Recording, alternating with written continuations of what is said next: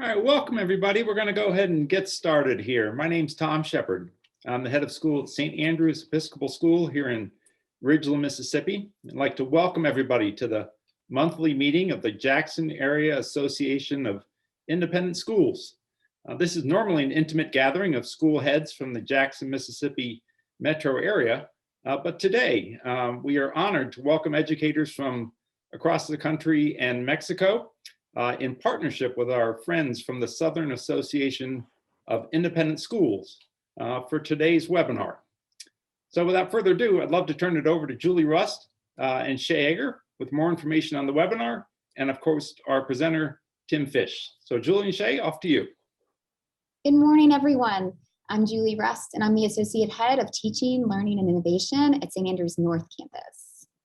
Good morning, I'm Shay Egger. I'm the Associate Head of Teaching, Learning, and Innovation for St. Andrew's South Campus.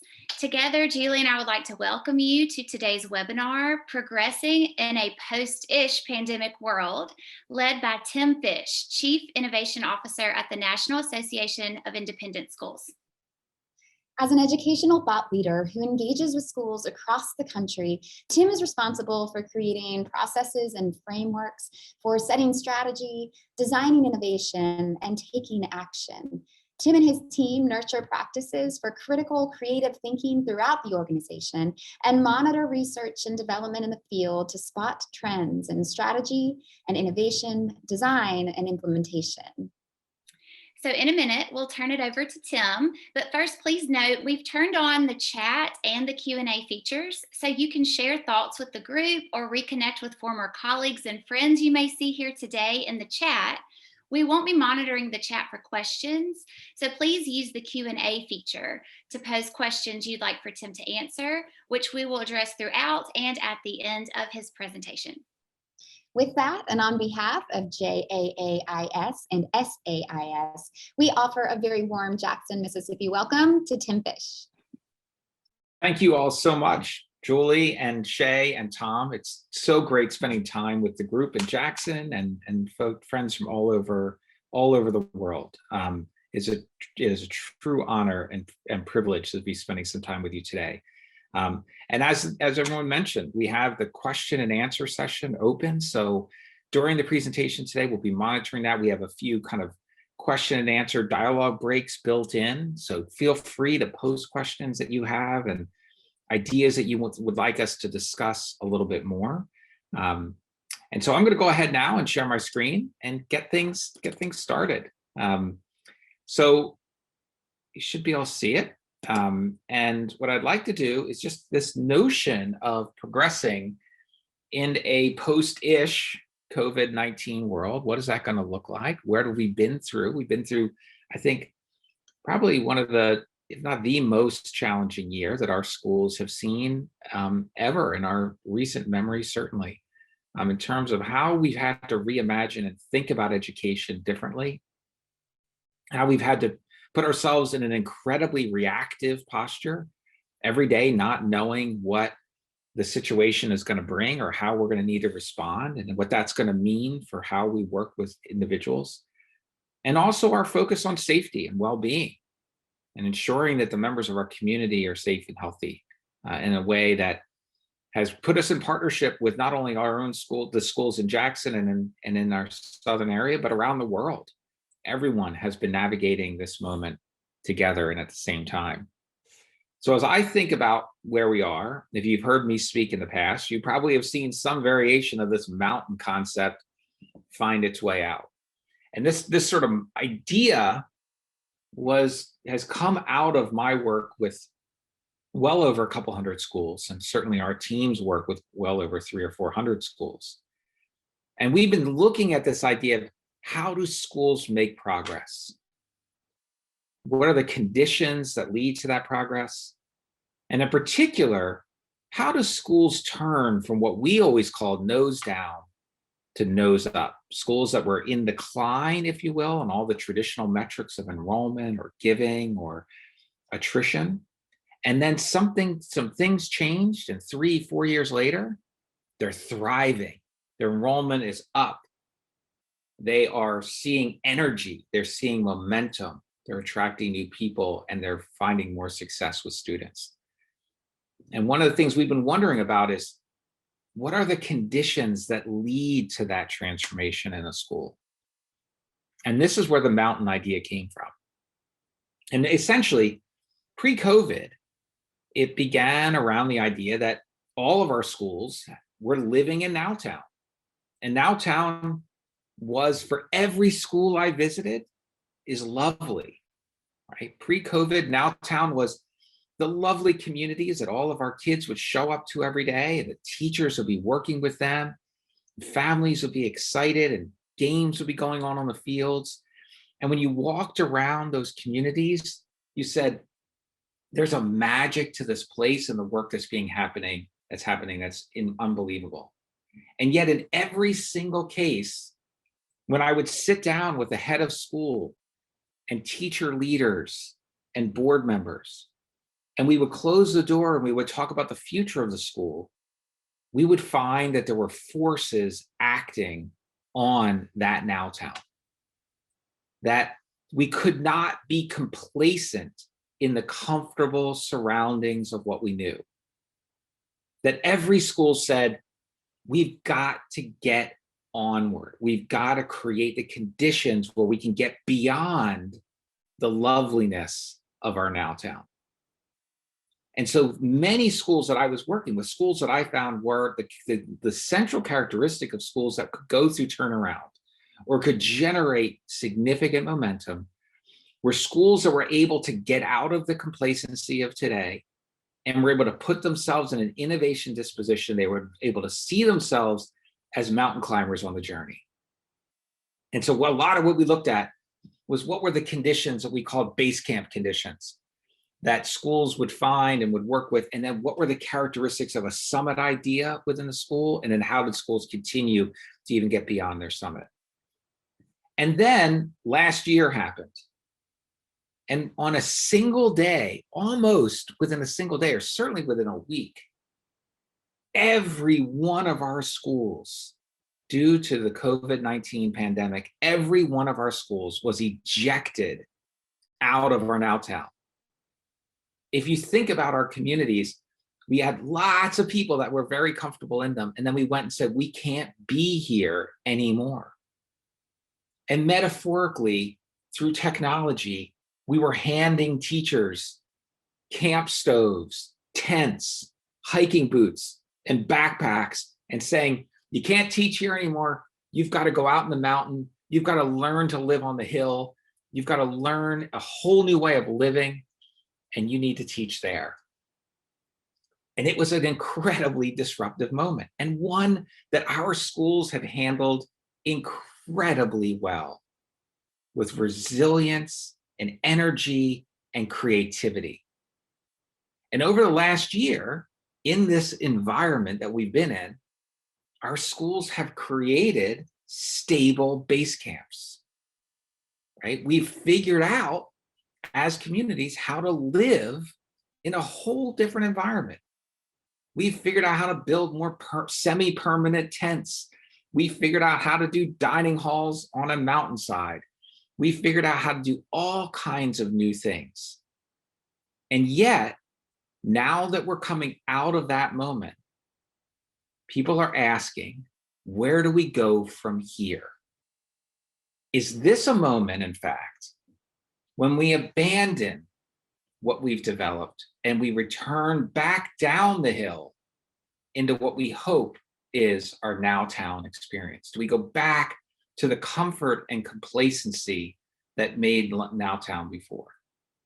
Now, when I say that, I don't mean, do we hopefully return to teaching without COVID interventions like masks, social distancing, hybrid environments, some students online, some students at home, constant testing.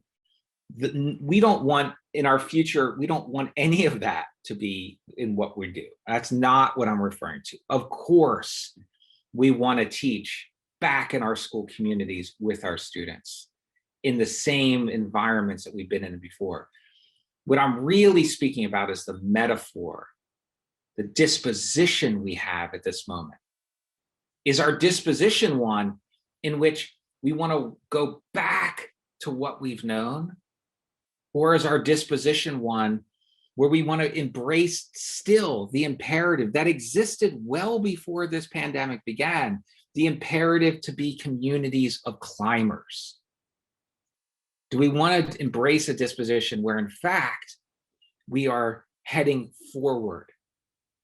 We are braving some discomfort and some risk to take on and breathe life into new ideas on behalf of our students and what they need for their future, right? That's the key question. And one of the things that we have now is we do have a sense of exhaustion. So we do naturally want to go back to what we've known. Of course, understood. And there's so many elements of that we do want to recapture. But the question really right now is, where do we go in our sense of spirit and our sense of momentum? How can we embrace what we've learned? In many ways, as I think about the comfort of Nowtown, there are two ideas that emerge from me that I'm experimenting with right now. One is this idea that I don't even know if it's called Nowtown anymore. I think it's actually called WasTown. And I'm not sure that we can return in the same way that we did before. The second idea that I have is that in some ways, maybe Nowtown should be turned into an Airbnb. And it should be a place where you can check in for 3 or 4 days. You can just regen, you can sort of get comfortable back in that, and then you go back out on the mountain again, right? Maybe there are elements there of the Airbnb of Nowtown that we should be taking advantage of. And so the other idea that has now emerged for me is, okay, then how do we get beyond where we've been? What does that look like to move beyond? And so from my mind, what's been emerging really is this new way of thinking about strategy in this moment, right? How we continue to move forward. And so I've had an evolved understanding now of what our base camp really can be. This base camp moment that we're in. We're all living in this base camp together. What can we do while we're here now? And I use inspiration from Jim Collins' most recent book, BE 2.0, which is Beyond Entrepreneurship 2.0. And in that chapter, there's a phenomenally good chapter on vision, another chapter on strategy, and another chapter on innovation that I really am going to spend a few minutes talking about today. And so his way of thinking about vision, I think, really gives us a moment to get what I call base camp clarity. And when he speaks about vision, he speaks about this being an opportunity that when you start thinking about the future of the school and you're thinking about continuing to head up the mountain, he talks about this idea of really clarifying what is your purpose as an institution? Why do you exist? What are those core values that your organization holds dear? The way you hike, right? What are the rules of the road? What are the things you believe? What are the values you hold dear? And the last is that idea of the BHAG, the big, hairy, audacious goal. The BHAG, in fact, is the summit idea. It's this idea of, as a school, what mountain are we trying to climb now?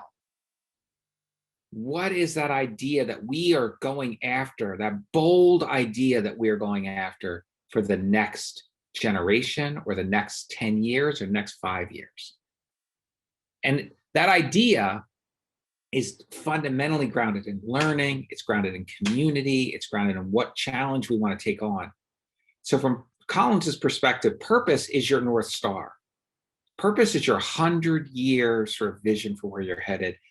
Your BHAG is your summit idea. It's the mountain that you're trying to climb. And then your strategy and your innovation becomes the way you get there. The way you get from your base camp clarity to your summit reality is your strategy and innovation design, right? And so that's what we're really going to focus on today, is how do we go into that even a little bit more? How do we extend this mountain metaphor to really get into that a bit more? So Julie and Shay and Tom, I'm curious, has anything emerged? Any ideas that you'd like me to give a little more information on before we continue? We do have a question in the chat, Tim, so let me read it for you. So the question poses, is the notion that a hybrid environment in our schools is not desirable? This notion that it's not desirable, meaning the opportunity to learn from home or from the classroom, is that an accurate perception from the lens of schools, faculty, admin, parents, students, etc.? That's a great point. I actually think there could be real potential in hybrid environments. I think that the reactive way that we've been forced to design them over the last year, there's been often elements of that we wouldn't want to hold on to, right? So when you have a third grade teacher who can only have 7 students in the classroom, and there's some other kids that are down the hallway in a cafeteria because we need to maintain social distancing, and there's some more kids that are at home because only so many can be in the building at any one time, that hasn't created the conditions for the optimal design of what hybrid environments could look like. Does that make sense? So for me, when I talk about jettisoning that hybrid, I'm talking about that sort of restrictive, COVID dictated hybrid as opposed to hybrid in general. I actually think there could be some really interesting ways to think about facilitating synchronous learning with students in different locations, right? What grade levels that's appropriate for, how that works, I think those are all great conversations. But for me, it's not generally hybrid in general. It's more about how we've been forced to implement it over the last year. Shay, do you think that answers the question? It does. Thanks, Tim. Sure. We have another quick follow-up question to maybe that one. And the question is, how do schools find the balance between what was and what might be to become more flexible and responsive to the education the families may want?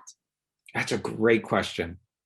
Let's actually use that to drive us into our next piece. And I think is at the heart of what I call base camp clarity. Because what you want to really get in your base camp, what you really want to get at this moment, is this sense of, at the center, what is it about our community that we hold dear? What is it about the experience of being in our school that's at the center that we want to get better and better at? And how do we leverage what we've learned in the last year, plus what we've always done, to ensure that we're getting better at being who we want to be?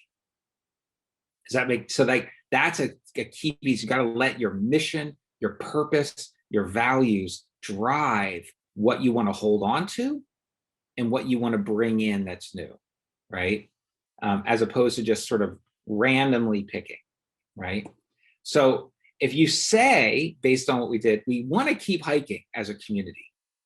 We don't just want to return down and hide in Nowtown in complacency, but in fact, we want to be a community that continues to hike. How do we do it, right?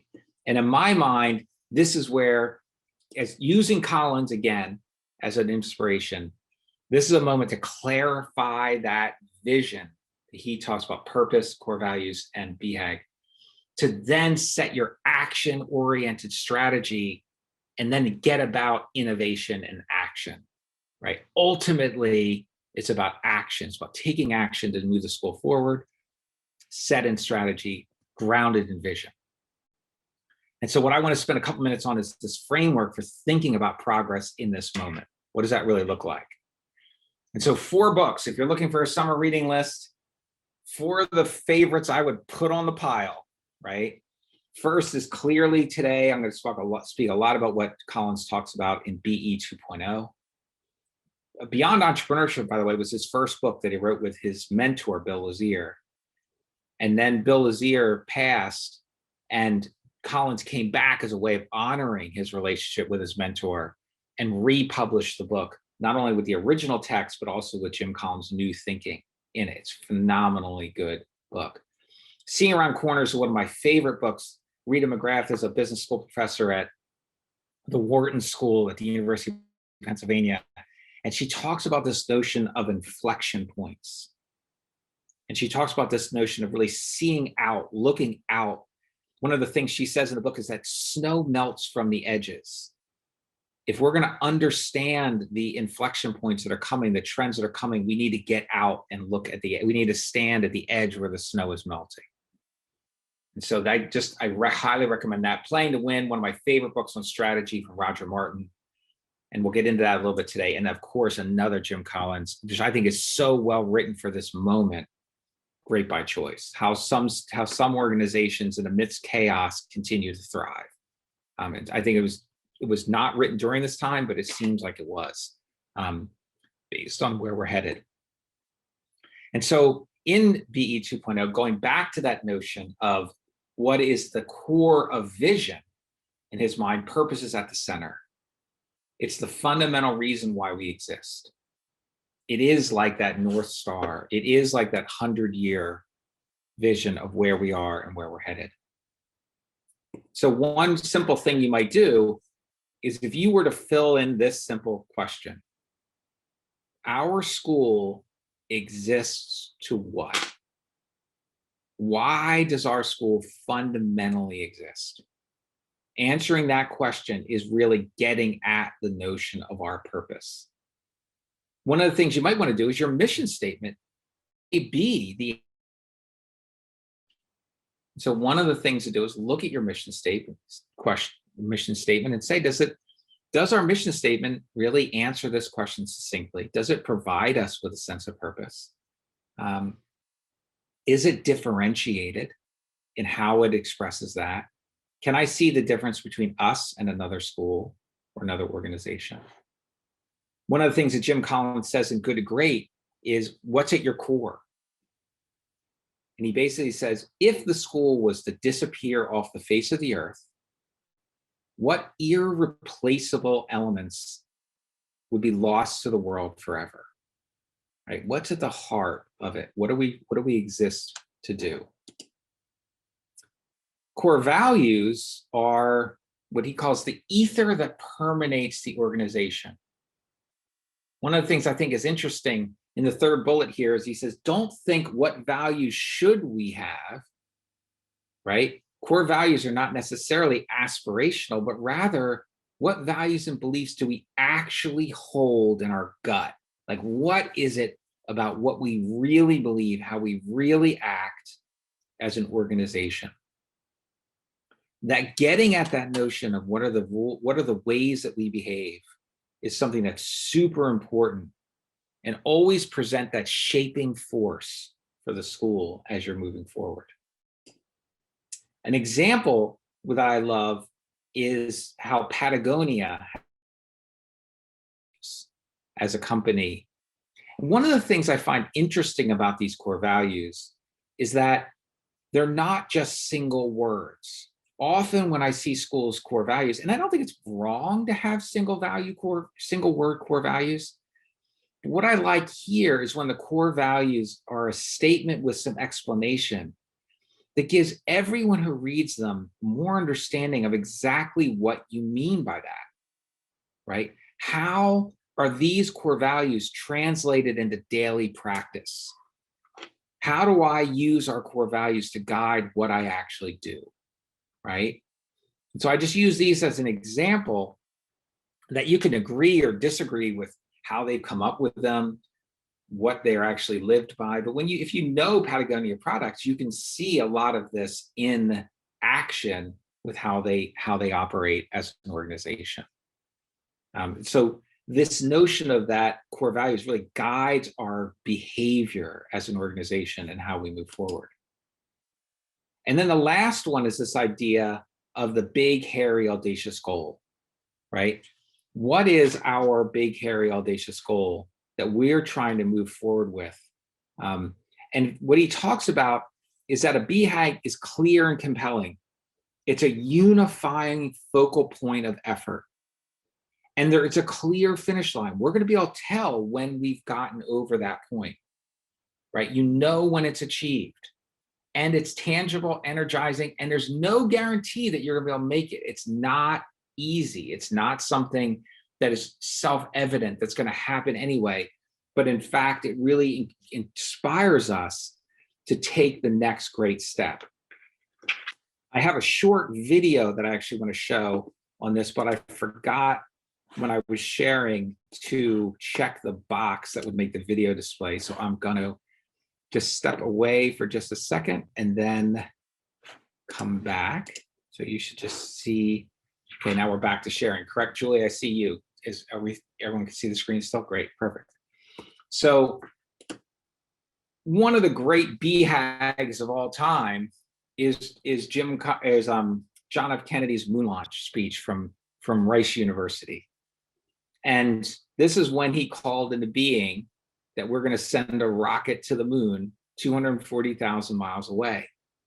So we're going to play this about 90 seconds of this, just to listen to it and listen to how, and if you were alive then, think about how it unified the country to try to go do something that was incredibly bold for the organization, and how it resonated within the country.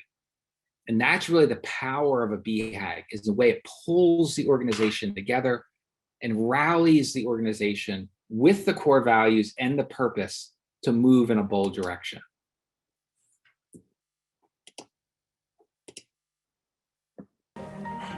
So it is not surprising that some would have us stay where we are a little longer, to rest, to wait. If this capsule history of our progress teaches us anything, it is that man in his quest for knowledge and progress is determined and cannot be deterred. We shall send to the moon, 240,000 miles away, a giant rocket more than 300 feet tall on an untried mission to an unknown celestial body, and then return it safely to Earth. But why, some say, the moon? Why choose this as our goal? And they may well ask, why climb the highest mountain? Why 35 years ago fly the Atlantic? We choose to go to the moon. We choose to go to the moon. We choose to go to the moon in this decade and do the other things, not because they are easy, but because they are hard. Because that goal will serve to organize and measure the best of our energies and skills. Because that challenge is one that we're willing to accept, one we are unwilling to postpone. And therefore, as we set sail, we ask God's blessing on the most hazardous and dangerous and greatest adventure on which man has ever embarked.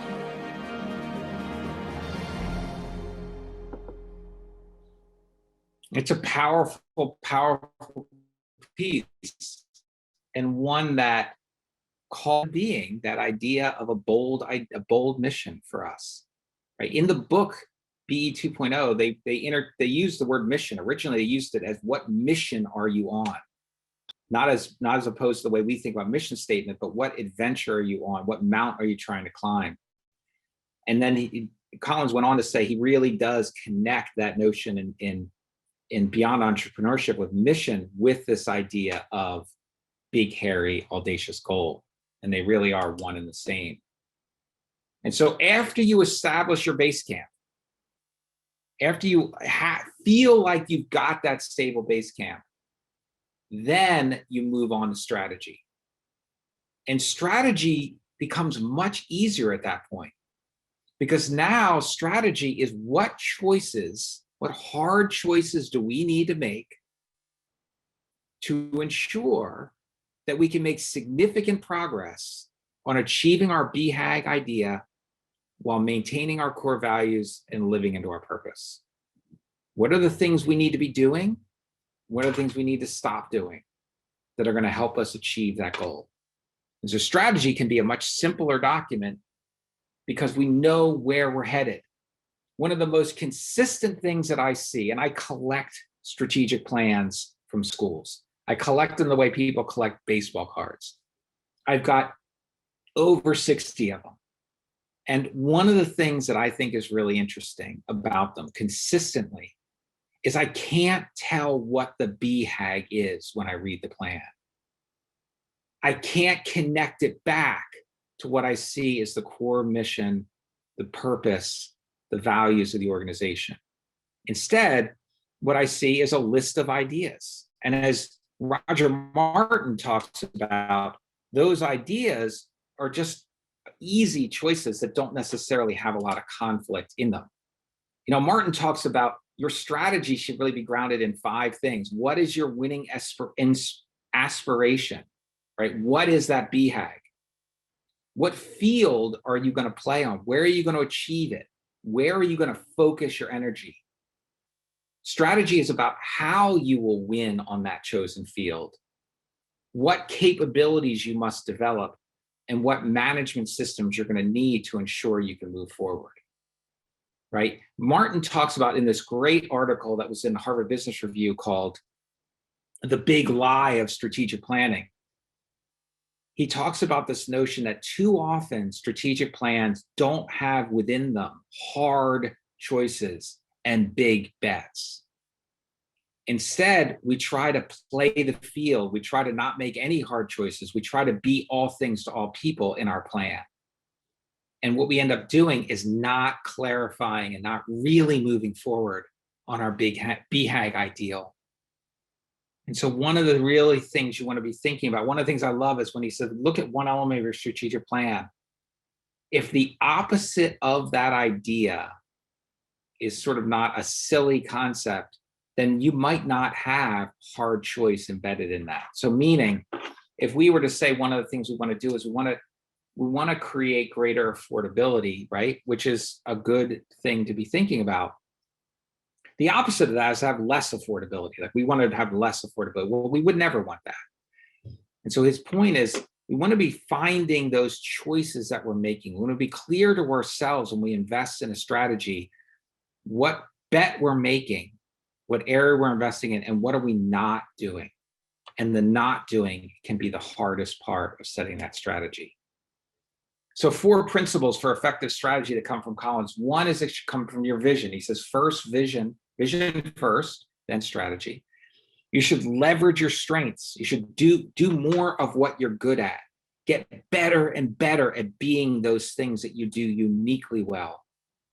Be realistic. Confront your reality, even if your reality is unpleasant. This idea of confront your brutal facts. Know what your brutal facts are. And then be set with those who are going to be on the line, right? So meaning work with others who are going to be in implementing this strategy is going to be an important part. So one of the other things he talks about is this idea of conducting an internal and external assessment. And one way to do that is a great other book that I should have put on my list, actually. It's called The Value Proposition Design. And it's by a company called Strategizer. And they really look at this idea of understanding, when we look at our value proposition, we have to understand on the right-hand side, the circle is all about what a family, a student, a parent is expecting from our school. And the square on the left-hand side is what do we do as a school? How do we meet their needs? What jobs to be done? What pains and gains are they bringing? And how do we respond to those in what we deliver? And the essence of value proposition is connecting those two things together, ensuring that what we do connects with what people need and seek, and holding on to both of those. And so doing an internal assessment to understand that can be a really powerful thing to think about. So before we jump into some case studies from some schools, I'm curious if Julie or Shay or Tom, if there's any questions that have emerged that you want to call out. We do have a few questions. So one is, would this be the best time to reevaluate the school's mission and vision since the world is so vastly different than 2019? Or do you think mission realignment now would be too reactionary? That's a great question. And I think the only way I could really answer it would be if you look at your mission, your vision, your direction at this moment now and say, does it still resonate for this moment? Does it work for us? Do we feel that it's giving us the energy and clarity and direction to move forward? And if it's not, if we don't really have that direction, then I would say it absolutely is a time to be thinking about clarifying your direction. And thinking about where we're headed as a community. And so for me, in some ways, it's not dependent upon the environment we live in today. You know, many schools have asked, is this a time, should we just pause on our strategic planning?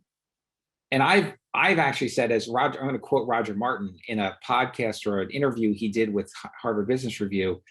in the first 5 minutes of that, one of the things he said was, I hate strategic planning, but I love strategy. And so in my mind, this may not be a time to be doing a 5-year strategic plan like we always have done 5-year strategic plans, but it's absolutely a time to be setting strategy for how we move forward as an organization. And that strategy should be deeply based in vision. And so I think that it depends on what you're trying to do and what you're thinking of as we move forward. Thanks, Tim. One more question before you move on.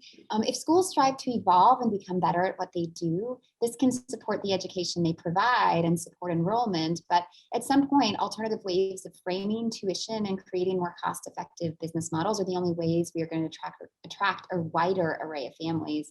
And this seems especially important given that families have a wider array of educational options today than ever before. How do we use your ideas of growth to dramatically reconsider the financial models upon which most independent schools operate?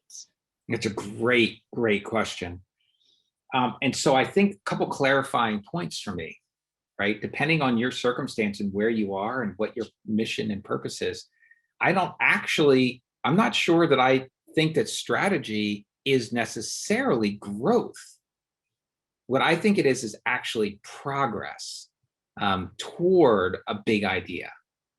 Right. So we automatically necessarily would think, and I maybe I implied this, or maybe I even said it, I don't know, that this notion that to move up a mountain means something new, some new program, some new approach, some new thing. What it might be, our BHAG could be that we are going to go after. A friend of mine created his own network of schools. A guy named Tim Keller created something called Templeton Learning, and he's created these Templeton schools. And when I talked to him way back 10 years ago, when the idea was still really fresh for him, he had never done anything. He said his mission, his BHAG, was to create quality, affordable private schools. Super high quality and super high affordability in private schools. That's his BHAG, right? And so that notion of chasing affordability and accessibility for our community, that absolutely could, again, in some ways, could be the BHAG that we're in pursuit of. And what it might end up looking like is a less is more approach in some ways, right? And so the strategy in my mind is not necessarily more stuff, more buildings, more ideas, more programs, although in some cases it might be, right? So it's not to dictate one way or the other, but it's about where are we really trying to go as a school?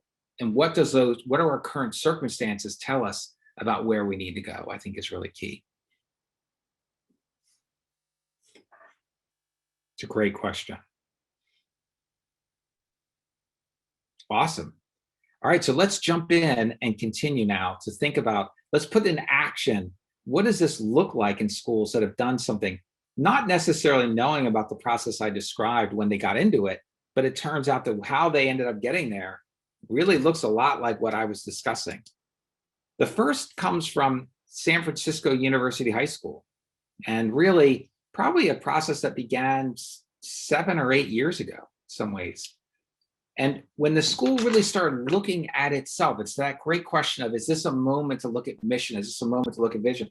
When they reflected through their accreditation process, they reflected on who they are as a community, deeply reflected on that.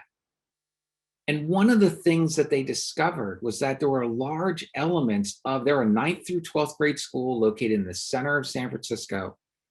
One of the things they found is that school is pretty transactional in their environment. They're very high quality, very academic school. And what they found was that teachers and students were kind of, to use Denise Clark Pope's term, they were just doing school. It's largely transactional relationship. And they had to confront that brutal fact themselves as a community. And they said, we want to move beyond transactional education. They started to emerge with a concept of what would it look like if we try to move beyond that. And they had these sort of this purpose that began with learning together. And then they went in this process of saying, okay, if we want to be something else, what values do we want to really hold? which then led them to outlining their vision and then designing their strategy for the future. But first they had to confront something within themselves, something that, was hard to confront, hard to sort of come to grips with. So what they ended up doing was their new vision, their new values were about this notion of, and again, here you have these sort of words with statements behind them, right?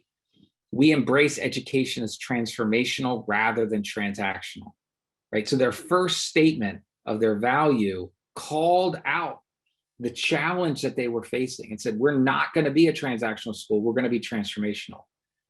And they are working toward that. It's guiding their practice. We're going to empower our students to invent and sustain their own vision of sense of purpose. This notion of we're going to give students agency is a word that many schools are talking about today. We're going to establish a school culture that provides a dynamic, challenging education while promoting wellness, care, and wholeness. We're going to do the both. We're going to work that polarity of those two things. And so these values then drove them to eventually invent this image that they drew, right? And this image is what they call the theory of transformational education. This image is their BHAG, right? This is their mountain that they are trying to climb. And what they basically said is that we want to become a school that is focused on inquiry and care. And we do that through true intellectual engagement, risk-taking, and collaboration. Those are their three things. It wouldn't necessarily be yours, but those are theirs.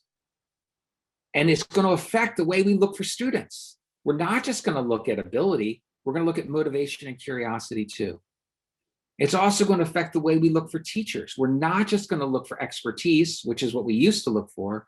We're also going to care a whole lot about skill, and we're going to care a whole lot about compassion of the individual. And if we do all those things, we hope that our output is purpose, empathy, knowledge, skill, and agency. That's what we're going to have happen. And this kind of interdependent, complex, culturally diverse world. That's how we're going to do it. What's so interesting about this, and the reason I tell this story is because I bumped into my friend Nasif, who was their assistant head of school. And I bumped into him at a conference and I said, hey, how are things going? What's going on at school? And he started telling me about this. And he pulled out his iPad, and his passion and excitement for this idea was incredible. We sat down on the floor. We skipped the next session we were supposed to go to. We sat down on the floor and we sat there for an hour and a half, and he talked to me about this idea and how excited he was about it. And the thing in my mind that made it his BHAG was because of that passion, that communication, that clarity. This simple idea, he was able to then enlighten me and get me fired up about it. And I ended up just like, this is it. This is the thing, right? And I started telling people all over the place about it. That's the characteristic of a BHAG, right? Does it create that energy, that momentum?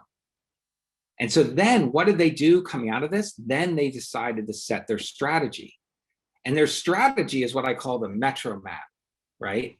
The strategy is they said, okay, if we're about that last image we just saw, what are the things that are holding us back? What are the 7 greatest challenges or 8 greatest challenges that are holding us back from living into that mission? And they were things like ensuring financial durability, aligning their culture around their shared values, reimagining their use of time. They felt that these were their key things that they had to work on in order to make progress on their BHAG. And so what they ended up doing was creating teams. Teams had students and faculty and sometimes board members and others.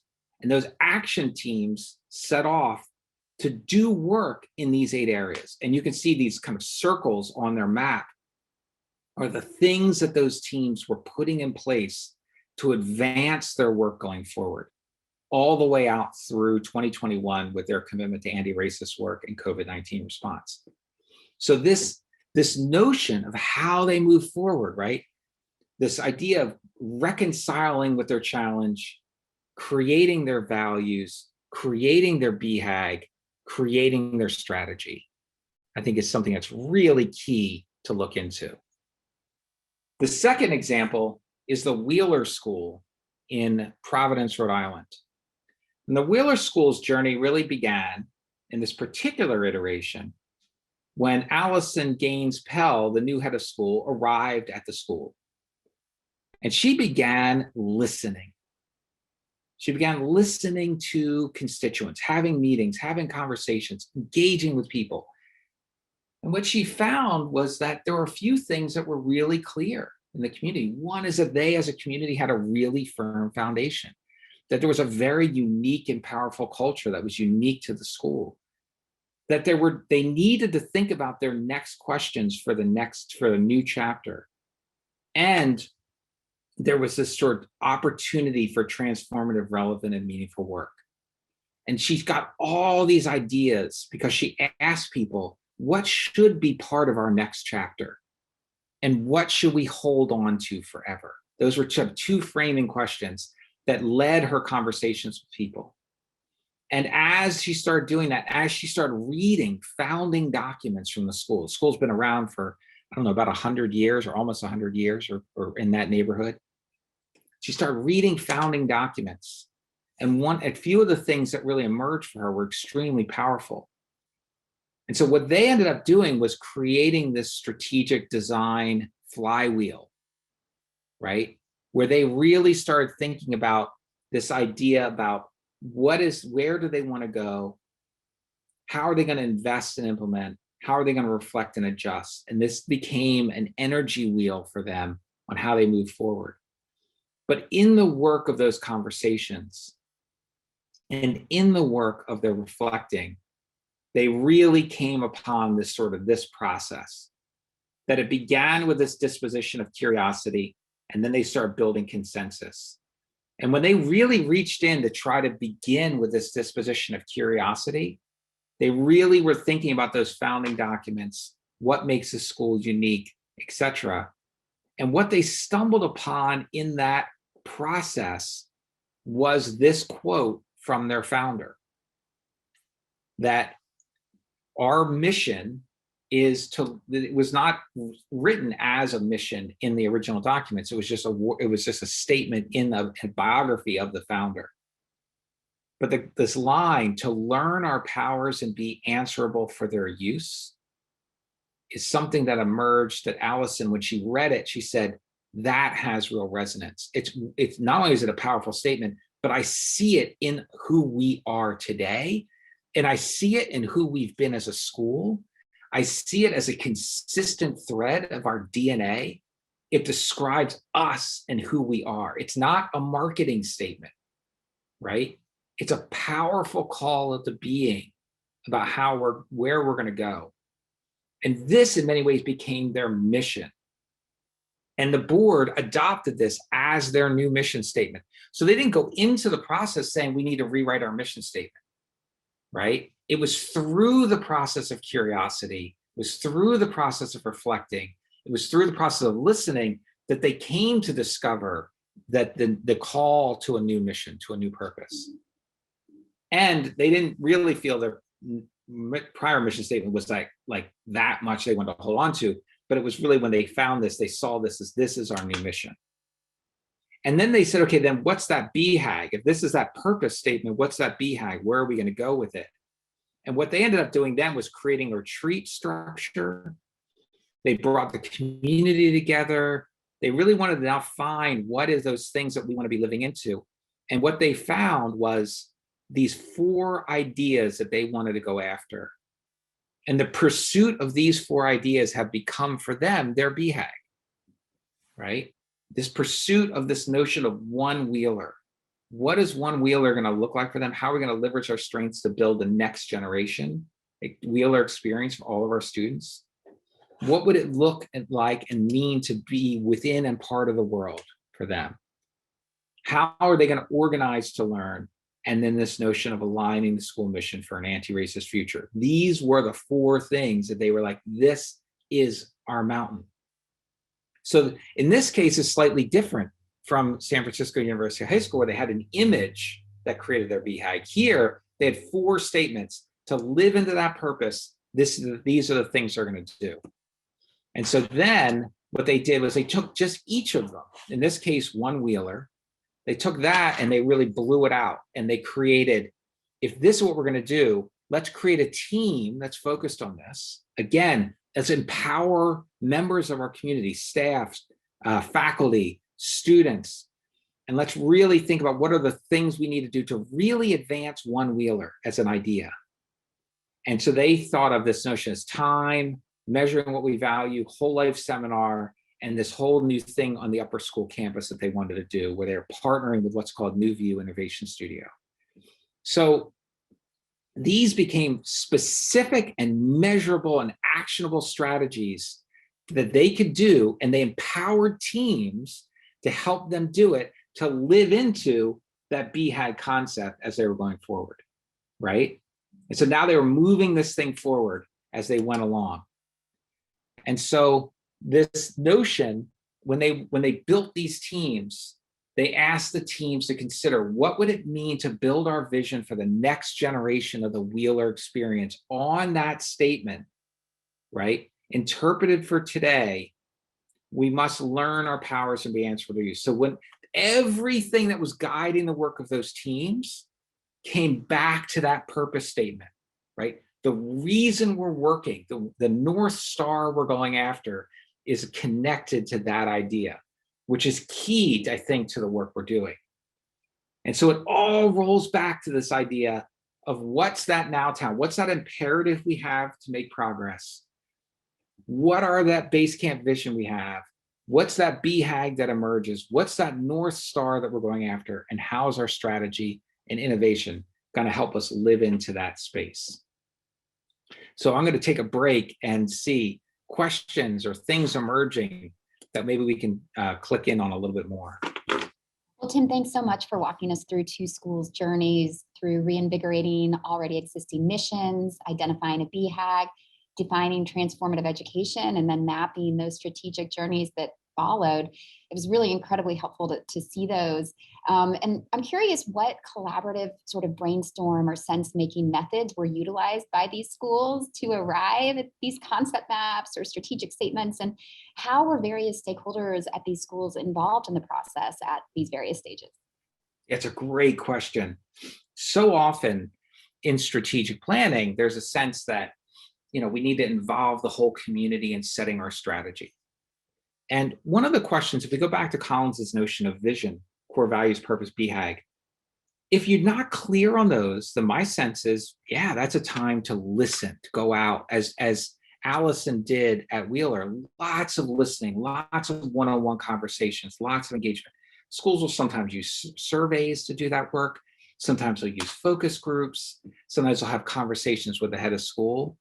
At the school, McDonough School, where I was for 18 years before joining NAIS, we had a new headmaster coming into the school, and I, at that time, was associate headmaster. And I decided to, in the 4 months before he arrived, I launched something I called the Campaign of Conversations.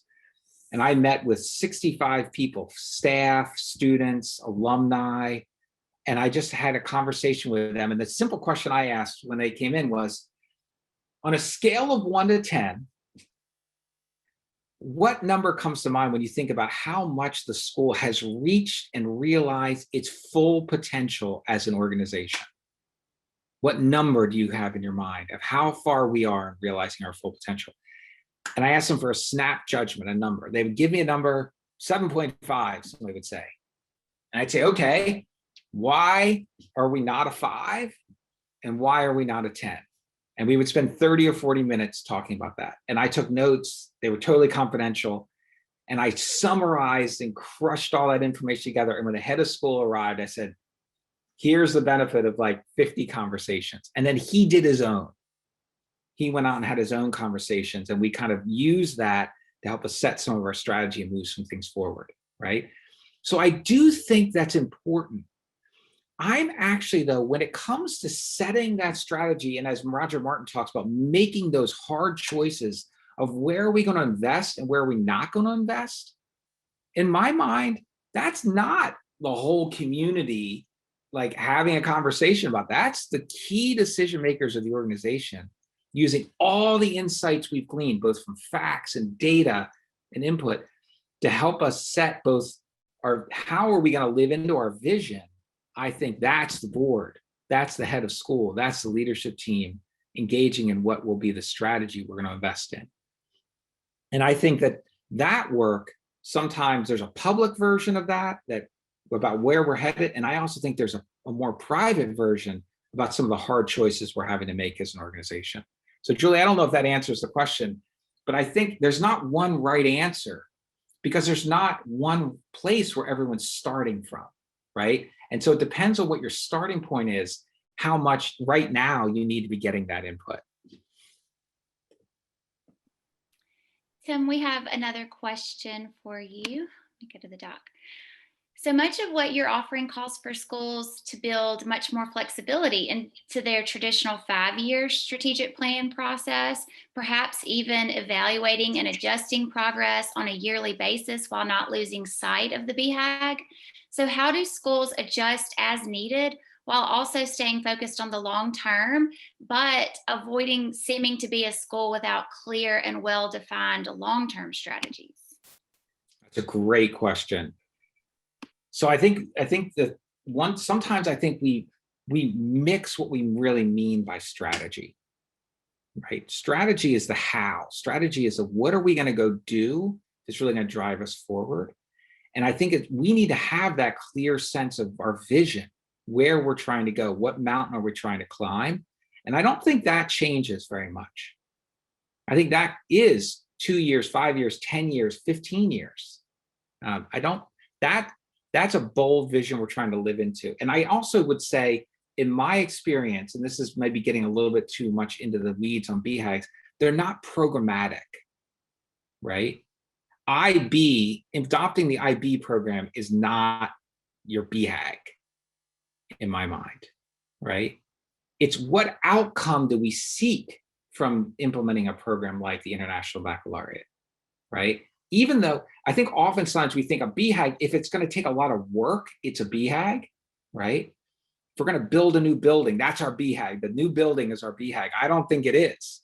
I don't think a building is a BHAG, right? I think instead, it's what do we hope is we're going to unleash in our students and our community that we're after, that we're in pursuit of.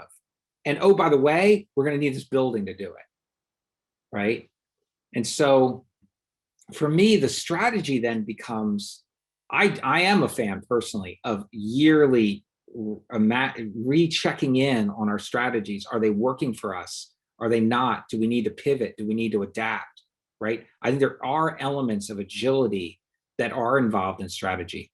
I don't think we're changing our purpose. And I don't think that often we're changing our BHAG, right? But I do think that we do sometimes have to change our strategies of how we're getting there and our tactics and our innovation design. There's from Harvard Business Review, there's this great cone-shaped image. I wish I had a slide of it, where on the sort of really wide side, that's long-term, that's purpose, that's where we're going as an organization. And all the way back at the tip of it is your tactics. And your tactics are going to change pretty frequently, and your purpose is not going to change very often.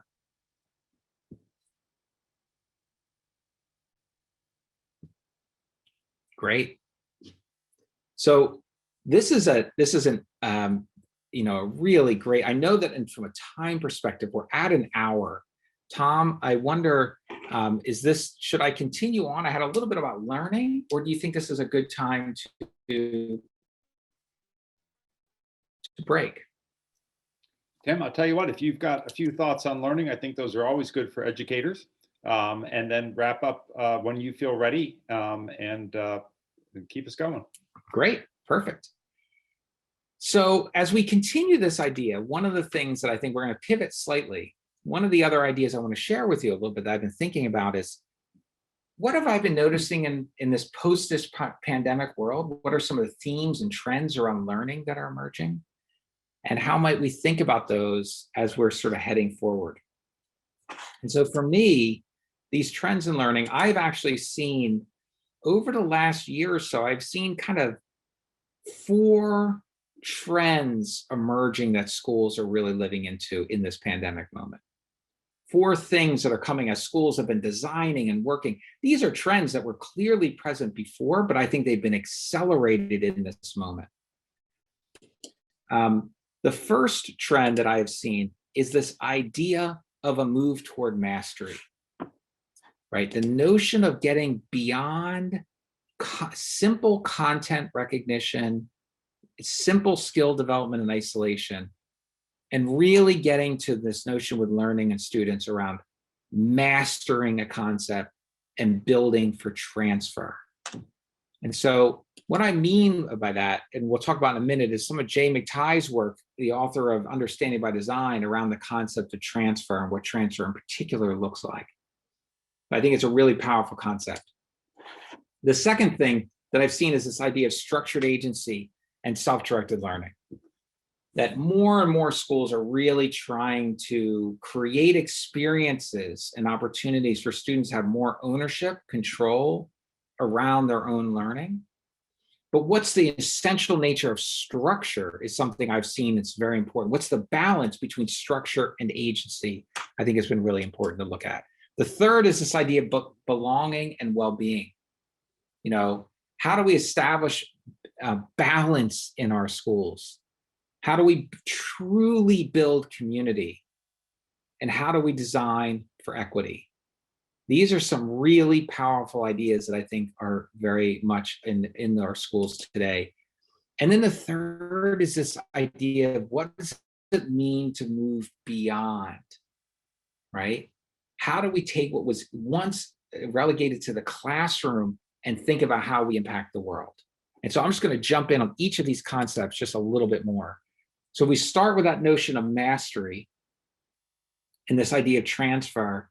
What Jay McTighe talks about a lot is the notion of what we're ultimately after with students is that they can take all the learning that they've developed in our school and they can transfer that to new circumstances and they can develop over time.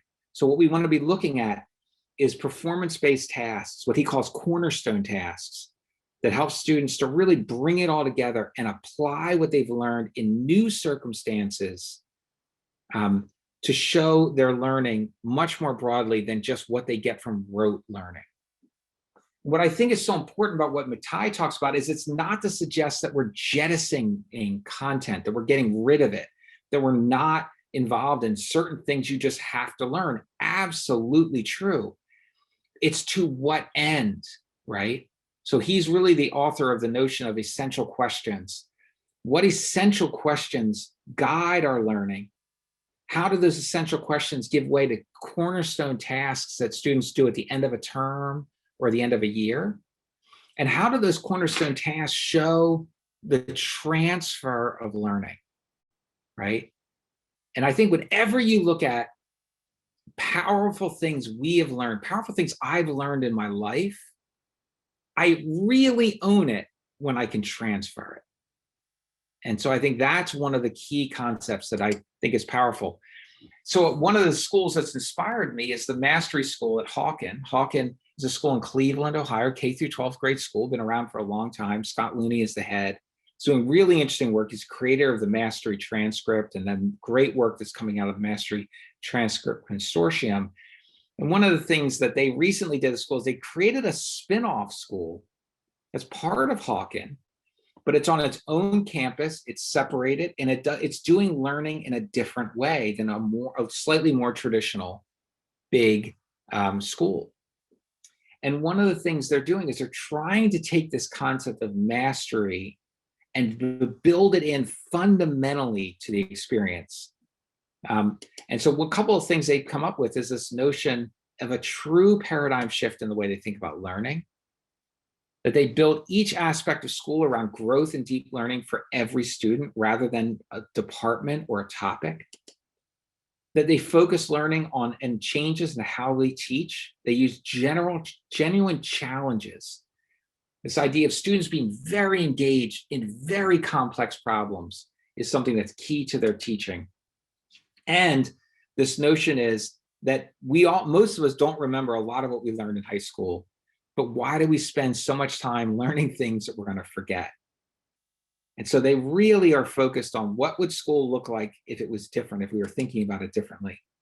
One of the trends that's emerging, I think is really interesting, is the number of colleges that are going test optional. You know, if you look at this website, fairtest.org, you can see that now over 50% of colleges in the US are test optional relating to the SAT or AP. And so what happens when school is not about preparation for those tests necessarily? What do we fill in the gaps? What does it look like as we move forward? It's not to suggest that students shouldn't have really deep knowledge and expertise. It's not to suggest at all. In fact, it's almost a new rigor.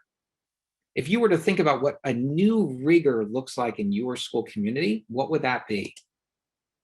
The second one is this idea of structured agency and self-directed learning. And I think about an example of when I was at the beach one day and a child was coming up and was pouring water into a sandcastle area, as shown here in this image. And 5, 6, 7 trips back and forth, pouring water in, going back, pouring water. And once, like 7th or 8th trip, looks down, is like, where is all my water going? I'm trying to fill this hole, and every time I come back, my water is gone. And his mom was sitting next to him reading a book. And my wife and I were talking about it a little bit, and I was like, what's mom's job here?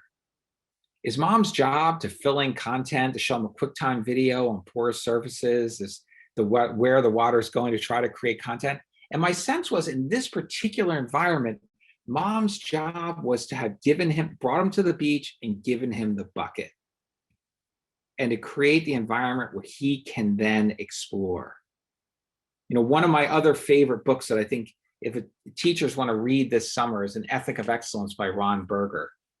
And in it, Berger pursues the concept of craftsmanship.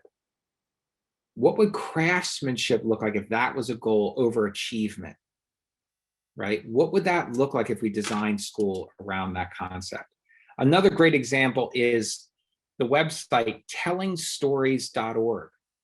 This is a project done by the Urban School in San Francisco, a 9th through 12th grade school. It's an old project, actually, probably 10 years old, where students went out into the community and they found Holocaust survivors, Japanese American internment camp survivors living in San Francisco. And they interviewed them and told their stories and created this website around it. And the thing is, the students were ultimately end-to-end responsible for the entire thing. Contacting the individuals, setting up time to interviewing them, transcribing the interviews, designing the questions, editing the video, posting it on the site.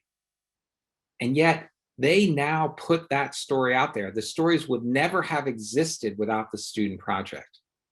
How is the work we're doing with students creating that level of impact? I think is something that's very powerful. And the students were given the freedom, the agency to design, but there was also enough structure in it, right? The teacher designed, what challenge are we looking at? What are we focused on? How are we going to be doing this work together? And then the students had the freedom to take it from there. The challenge was designed by the teacher. The how we get there was left to the students. And that notion of structure and agency, I think, is really important to look at. And then the third one is this idea of belonging and well-being.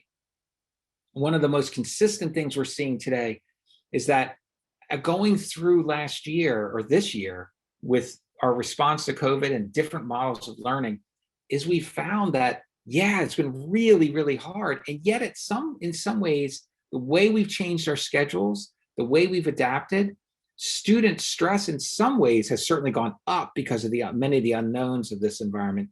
But in other ways, it's gone down. We found students are getting more sleep, that there's a higher degree of healthiness. And so one of the questions a lot of schools have been asking is, what does that really look like? What does well-being really look like in our community? What does it really look like to belong? How do we address ways we've done business before that we don't want to return to? And these questions are questions that schools are really grappling with.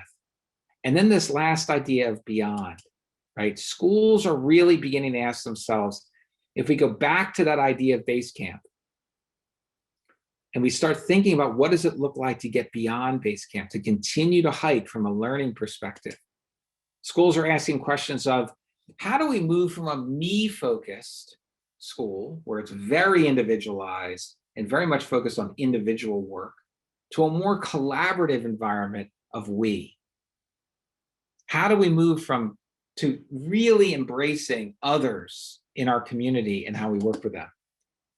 How do we move from one way of showing our knowledge to many ways of showing our knowledge? How do we move from complexity in the way our operations work, school day, all the craziness, the schedules, to simplicity and elegance, giving more time for deep relationships and deep learning? I was talking to the school the other day. It said we went from an 8-period day where kids were taking 6 classes throughout the year. It was craziness. It was all transitions to, in our time of during COVID, we had a 3-period day where students were taking 3 classes at a time, much longer blocks, much more engagement with teachers. And they found they're like, we're not sure we're ever going to go back to the way we used to do it. Because it was in the forced simplicity that the constraints of COVID put in place that elegance emerged. And they said, we never would have done this. We never would have get there if we hadn't had the constraints of the virus and the pandemic. The other one is this notion of moving from fixed answers to complex and adaptive challenges that students are working on. Again, not to suggest that we never have places for content learning, but how does it help us? How are we connecting what we're doing with content to how we're trying to move forward? And that last idea of beyond just content and isolation to impact, to doing work that matters. One of the challenges I have often faced for myself is I try to ask myself, how could I put my entire educational philosophy into a tweet, right? If I were going to sum up Tim Fish's philosophy of learning in just one little 144 characters or something, what would it be? And my current model, it changes all the time, but my current one that I hold on to is diverse learners doing meaningful work that matters. That's my current version. You could certainly debate if you want with me about it, but that is my current version, and it probably will be changing soon again. But it's this notion of what is it really that we're about? And what are we really trying to get to? So as we go forward, right, check in on your vision. What is your purpose? How are your core values? What is your BHAG as a school? Is this something that maybe you need to spend some time on thinking about? And who's on the team going forward? The first chapter in Jim Collins' latest book really talks about this notion of first who, then what, and how important who you have is far more important than where you're going. And so that idea of thinking about the team is something I think is super important as we go forward and we continue to plan to climb for the future. So last break for questions and answers before we sum up. Tim, we have a few. Let me pull up the doc real quick. Okay. An essential thread in independent schools is a well-defined and treasured notion of community. Virtual and hybrid learning have stretched the definition of community. Programs like Hawkins Mastery School may do the same. So how do we help schools become comfortable with different ways of learning that may stretch their traditional notion of community, especially if those new programs enable schools to reach a wider array of mission-appropriate students and enhance affordability? I love it. I love it. So 2 things for me on that. One would be to sort of click in on that a little bit farther would be, I love the question. In what ways, I would ask, in what ways has the last year stretched our understanding of community? And I think there are plenty. And in what ways has the last year extended and enhanced, in fact, our elements of community? And there may be both. I think that in many ways there probably are. The second thing I would ask is to really define the concept of community and the characteristics that make your community so unique. community and relationships are the two most frequent words that I hear when I ask schools, how are you different? How are you defined? What's at your core? What's your center? People say, oh my gosh, our relationships are amazing. Our community is amazing. The two most frequent things I hear. And I don't disagree with it. In fact, I think it's one of the things that independent schools do incredibly well. And yet at the same time, I don't know that we have a consistent and understood idea of what community means for us. And I think that ties back to purpose. I think it ties back to core values. And I think a BHAG could reside in thinking about what's our bold vision for what our community could be and the community we want to have. Does that make sense? Right? But you got to understand, like, what do we mean by community? What truly do we value about community?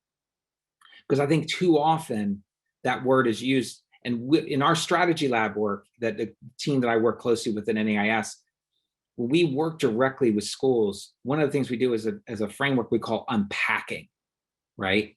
Where we really pull terms like community apart and we really get at their essence. And so one of the things I'd recommend is unpacking that term community for your individual school, not just for the industry of independent schools. Thanks so much, Tim. Well, to tie together all of the elements of today's presentation, what role do you see these 4 trends in learning you just shared having in relation to our mountains or our BHAGs or our strategies or our missions, et cetera, any of the great things you talked about? And, you know, does our mission shape our educational philosophy or vice versa? How sort of do these things interrelate? Yeah, it's a great question. So for me, I think as you look at the community, as you look at where your school, I think the first step is to take stock of where you are today. And in some ways, take stock of 2 things. One is, do we know what we really believe? Do we know where we're really trying to go? Do we know what we want to really hold on to as a community, right? That's the first question. And if the answer to that is no, we really don't know that. We really don't have a sense. And there are many, many schools that don't really have a sense of that. Then I would say it's time to take some time to figure that out. And that's more than what we can do in the next couple of minutes. And if this is work that really interests you, I'd encourage you to get in touch with me, fish@nais.org, and we can talk more about the work we're doing in Strategy Lab to really help schools do that work, right? But the second thing for me would say, okay, if we know what we think is really important to us, we know where we're trying to go, there's 2 things to look at is what work do we need to do? Where are we really strong in that? Where are we not as strong? And what do we need to bring in? And the reason I shared the 4 learning trends is because I think I just wanted people to get a sense of like, what's going on out there? What are schools doing? And the other thing I wanted to sort of call out, which I forgot to call out in those 4 trends, is this idea that, you know, as the Chief Innovation Officer of NAIS, whatever that means, I show up at a lot of schools and I have the privilege of generally visiting a lot of schools. And when I arrive and I'm going to spend time in a community, which I love, often they're going to want to show me things that are going on in the community that are innovative and exciting. And that makes total sense. And I've asked myself, what is consistent about what they show me, right? And often they'll show me a pre-law center, or they'll show me a documentary filmmaking studio, or they'll show me a lower school maker environment where kids are doing all kinds of design work and fabrication, or they'll show me the robotics team, or they'll show me, I don't know, a whole bunch of other stuff. And I've always asked myself, what's consistent in each of those cases? And what's going on in the work? Because it's not about documentary filmmaking or robotics, right? What else is there? And what I see in every one of those spaces that I get taken to is elements of students are in pursuit of mastery. They're applying skills and transfer. They're given agency to do incredible work. They have clear sense of what the structure is, of the goal they're chasing. And there's a sense of belonging in the community in that room, right? There's community that's created. And the role of the teacher is one of stepping back. The role of the teacher is one of creating the environment to coaching and getting out of the way as much as possible, right? And so for me, I show those 4 things because if you go to your website of your school, look at all the pictures of all the kids. Look at every picture that the school shows on the website. You're going to see characteristics of those 4 things in the pictures we show. We are proud of that work, and yet we don't prioritize it enough, right? And so that's why I show it. And so I think it relates, but it relates at an individual level. Each school has to kind of figure out where they are. That's complicated. It's not easy. I'm not suggesting it is, but that's the work of progress, and that's the work of moving forward. Tim, maybe those last few words, and of course, all of your ideas you presented here today are great opportunities for us to reflect over the summer. So let me just say on behalf of the great schools here in Jackson, Mississippi, and our friends at SAIS, thank you. You and your team at NAS give us direction and guidance and inspiration every day. And I know, I think I'm confident speaking on behalf of everybody, we're grateful for your time. So thank you. And Well, thank everybody for joining us. A shout out to our friends in the Malone Schools group. It's nice to connect with so many people. Let's keep the conversation going.